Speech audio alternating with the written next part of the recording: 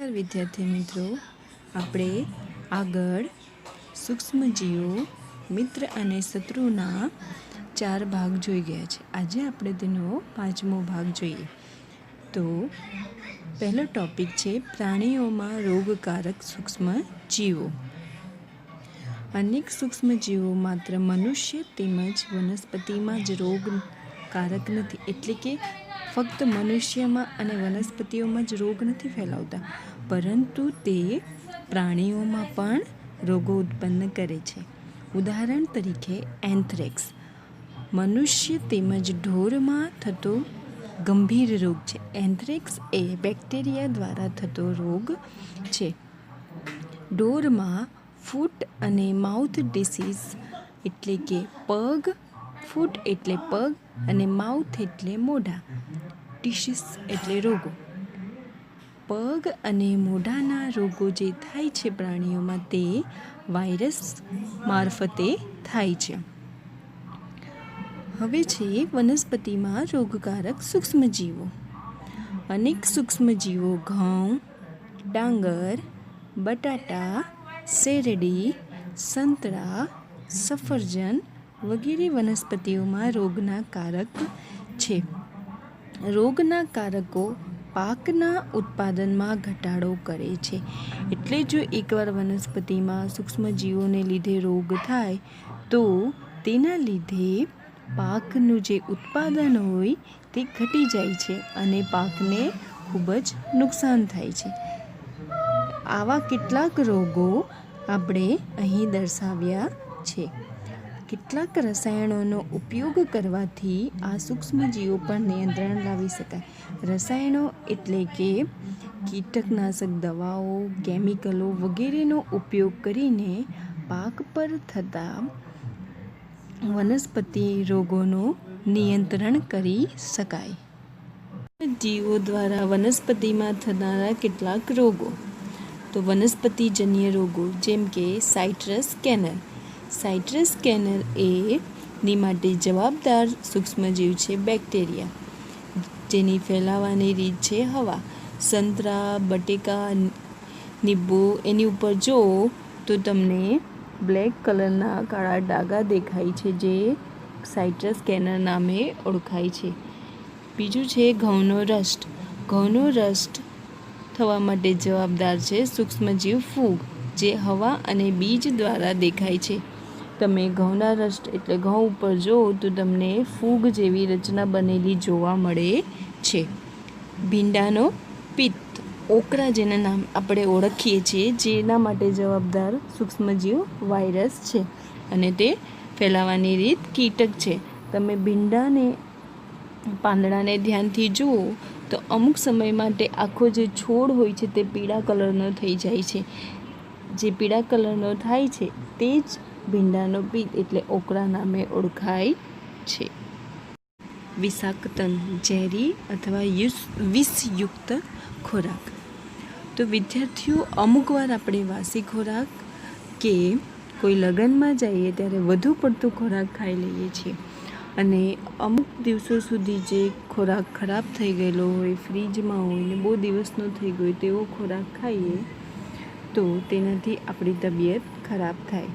કારણ કે એવા ખોરાકોમાં જે સૂક્ષ્મજીવો હોય તેના દ્વારા એ ખોરાકને દૂષિત કરવામાં આવે છે અને અમુક વાર વિષકારક પદાર્થ તે ખોરાકમાં ઉત્પન્ન થાય છે અને આવો વિષયુક્ત ખોરાક જે સૂક્ષ્મજીવો ઝેરી બનાવી દે છે અને આવો ખોરાક ઉપયોગમાં કરવાથી વ્યક્તિને ગંભીર બીમારી થઈ જાય છે અને તે બીમાર થઈ જાય છે અને અમુક વાર તો તે મૃત્યુ પણ પામે છે.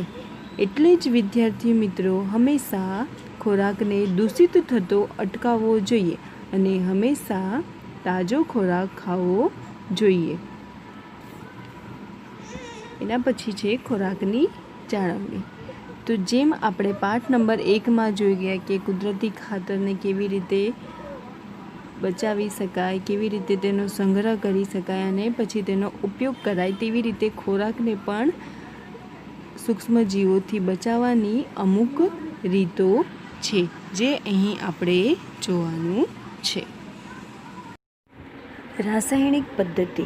સૂક્ષ્મજીવોની વૃદ્ધિ અટકાવવા માટે સામાન્ય રીતે મીઠું તેમજ ખાદ્ય તેલ વપરાય છે, માટે તેને જાળવણીકાર પદાર્થો કહે છે.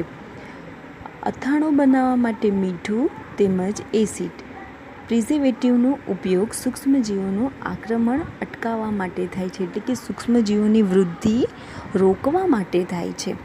તેમાં સોડિયમ બેન્ઝોએટ તેમજ સોડિયમ મેટાબાયસલ્ફાઇડ જાણીતા પ્રિઝર્વેટિવ્સ એટલે કે જાણીતા જાળવણીકાર પદાર્થો છે, જેઓ ફળોના જામ તેમજ રસને પણ બગડતા અટકાવે છે.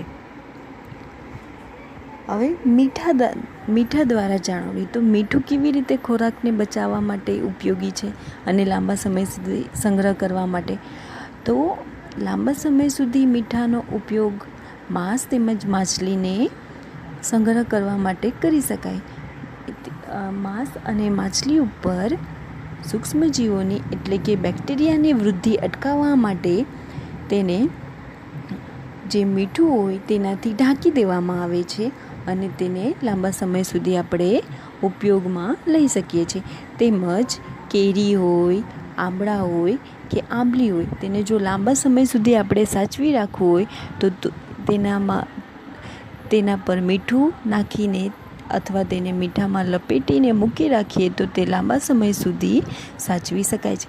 એટલે જ આપણે અથાણાંમાં વધુ પડતું મીઠું ઉમેરીએ છીએ કારણ કે અથાણાંને આપણે લાંબા સમય સુધી સાચવવાનું હોય છે. એના પછી છે શર્કરાની મદદથી એટલે કે ખાંડની મદદથી આપણે કેવી રીતે ખોરાકને સાચવી શકાય. તો જેમ કે જામ, જેલી અથવા જુદા જુદા ફળોના રસો છે, તેના પર બેક્ટેરિયાની વૃદ્ધિ અટકાવવા માટે અને તેને ભેજનું પ્રમાણ ઘટાડવા માટે શર્કરાનો ઉપયોગ એટલે ખાંડનો ઉપયોગ થાય છે. અને ખોરાકને દૂષિત કરનારા જે બેક્ટેરિયા હોય તેની વૃદ્ધિ અટકાવવા માટે આપણે ખાંડનો ઉપયોગ કરીએ છીએ અને તેનાથી બેક્ટેરિયા એટલે કે સૂક્ષ્મજીવોને કંટ્રોલમાં એટલે નિયંત્રિત કરી શકાય છે અને આ મીઠા ફળોના રસો, જામ અને જેલીને લાંબા સમય સુધી સાચવી રખાય છે. તેલ તેમજ વિનેગર દ્વારા જાળવણી. તો તેલ તથા વિનેગરનો ઉપયોગ અથાણાંને બગડતા અટકાવવા માટે કરવામાં આવે છે, કારણ કે બેક્ટેરિયા તેની હાજરીમાં મૃત્યુ પામે છે. તે જ રીતે જો આપણે શાકભાજી, ફળ, માછલી તેમજ માંસને લાંબા સમય સુધી સંગ્રહવું હોય તો આ પદ્ધતિનો ઉપયોગ કરી શકાય છે. તેના પછી છે ગરમી તેમજ ઠંડીથી સારવાર. તો આપણને ખબર જ છે કે આપણા મમ્મી હોય તે દૂધ ગરમ કરે છે અને દૂધ ગરમ કરવાથી અનેક સૂક્ષ્મજીવો નષ્ટ થઈ જાય છે. આ પ્રકારે આપણે ખોરાકને ફ્રીજમાં પણ મૂકીએ છીએ, કેમ કે નીચું તાપમાન એટલે ઠંડુ તાપમાન હોવાથી સૂક્ષ્મજીવોની વૃદ્ધિ હોય છે તે અટકી જાય છે. આપણા મનમાં એક સવાલ થાય કે કોથળીઓમાં આવતું દૂધ કેમ બગડતું નથી? તો હવે એમ થાય કે આ પેસ્ચ્યુરાઇઝેશન એટલે શું છે, એટલે દૂધ જીવાણુ રહિત કેમ બને છે? તો વિદ્યાર્થી મિત્રો, પેસ્ચ્યુરાઇઝ્ડ દૂધને ઉકાળ્યા વગર વાપરવામાં આવે છે, કારણ કે તે સૂક્ષ્મજીવો રહિત હોય છે.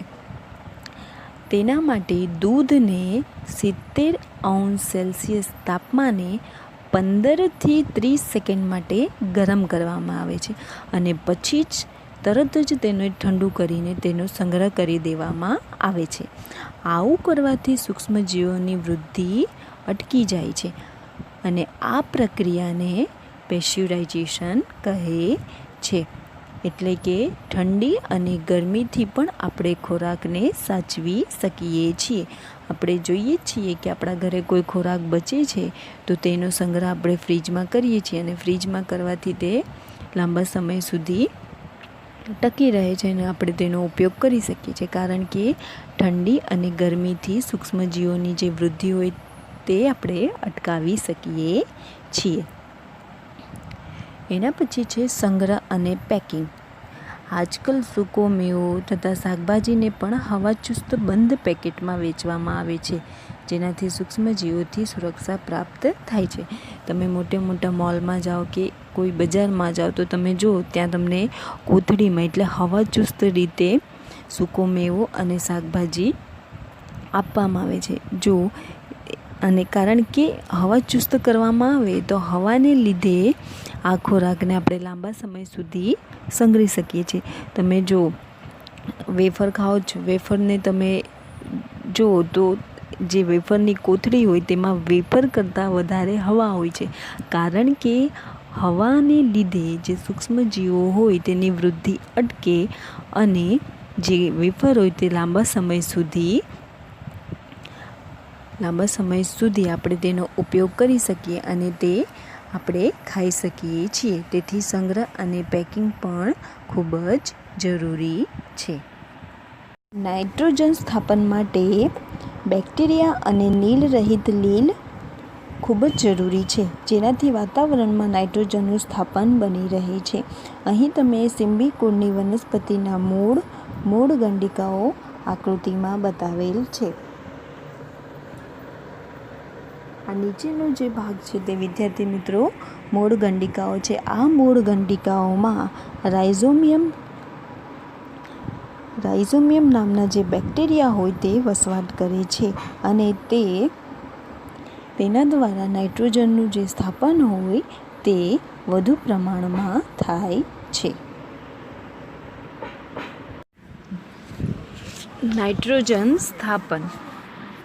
નાઇટ્રોજન સ્થાપન માટે બેક્ટેરિયા અને નીલ હરિત લીલ જવાબદાર હોય છે.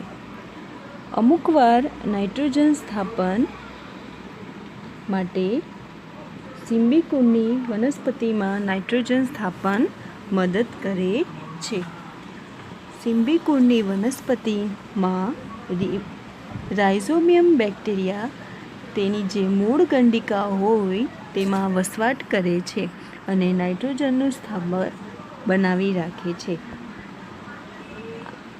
આમ નાઇટ્રોજન સ્થાપન ભૂમિની અંદર થાય છે અને ભૂમિમાં તેની ફળદ્રુપતા જળવાઈ રહે છે, એટલે કે નાઇટ્રોજનનું પ્રમાણ જળવાઈ રહે છે. એના પછીનો ટોપિક છે નાઇટ્રોજન ચક્ર. તો વિદ્યાર્થી મિત્રો, આપણને ખબર હોવી જોઈએ કે વાતાવરણમાં 78% નાઇટ્રોજન વાયુ છે, જે હંમેશા વાતાવરણમાં સ્થિર રહે છે. તેના માત્રામાં કોઈ પણ દિવસે કોઈ ઘટાડો થતો નથી અને અમુક વાર તો વીજળીના ચમકારા દ્વારા પણ વાતાવરણમાં નાઇટ્રોજનનું સ્થાપન થાય છે. નાઇટ્રોજન બધા સજીવો માટે આવશ્યક ઘટક છે.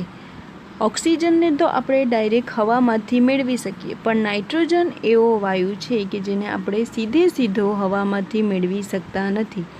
એ મનુષ્ય હોય, પ્રાણી હોય કે વનસ્પતિ હોય, બધા માટે નાઇટ્રોજન વાયુ જરૂરી છે, પણ તે હવામાંથી તેનો સીધો ઉપયોગ કરી શકતા નથી.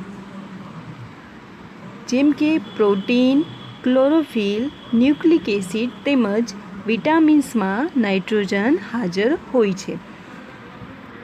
અહીં આપણે આ નાઇટ્રોજન ચક્ર સમજીએ તો વાતાવરણમાં લગભગ 78% નાઇટ્રોજન વાયુ છે, જેની માટે નાઇટ્રોજન સ્થાપક બેક્ટેરિયા અને નીલ હરિત લીલ દ્વારા વાતાવરણમાં નાઇટ્રોજનનું સ્થાપન થાય છે.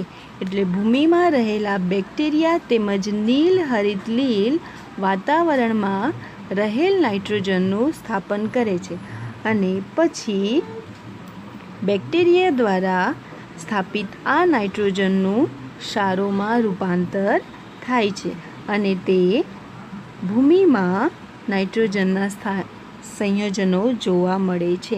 એટલે કે ભૂમિમાં સારો દ્વારા તેનું રૂપાંતર થાય છે અને તે જમીનમાં મળી જાય છે અને જમીનની ફળદ્રુપતામાં વધારો કરે છે.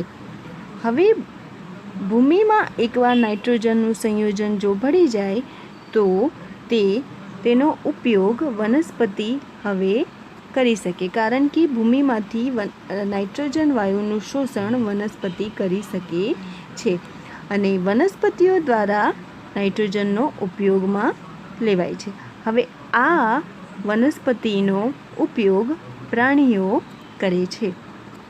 પ્રાણીઓ આ વનસ્પતિને ખાય છે, એટલે વનસ્પતિમાં પ્રાણીઓને નાઇટ્રોજન વાયુ મળે છે. હવે અમુક વાર જેમ કે પ્રાણીઓ મૃત્યુ પામે કે તેમના ઉત્સર્જન દ્રવ્યો જેમ કે મૂળ, મળમૂત્ર હોય તેના દ્વારા પાછું નાઇટ્રોજનનું જમીનમાં રૂપાંતર થાય છે. એટલે આ જે કચરો બને છે તે પાછો જમીનમાં જાય છે અને તેનાથી ભૂમિને પાછું નાઇટ્રોજન મળે છે અને તેની ફળદ્રુપતામાં વધારો થાય છે. હવે આ ભૂમિમાંથી બેક્ટેરિયા દ્વારા નાઇટ્રોજનયુક્ત સંયોજનોનું પાછું વાયુમાં રૂપાંતર થાય છે અને આ વાયુ પાછો વાતાવરણમાં ફરે છે, એટલે કે પાછો નાઇટ્રોજન વાયુ વાતાવરણમાં જતો રહે છે. આમ આ નાઇટ્રોજન સાયકલ એટલે ચક્ર ફર્યા કરે છે અને આ પ્રવૃત્તિઓ થતી જાય છે, જેની લીધે વાતાવરણમાં નાઇટ્રોજનની માત્રા લગભગ હંમેશા જળવાઈ રહે છે.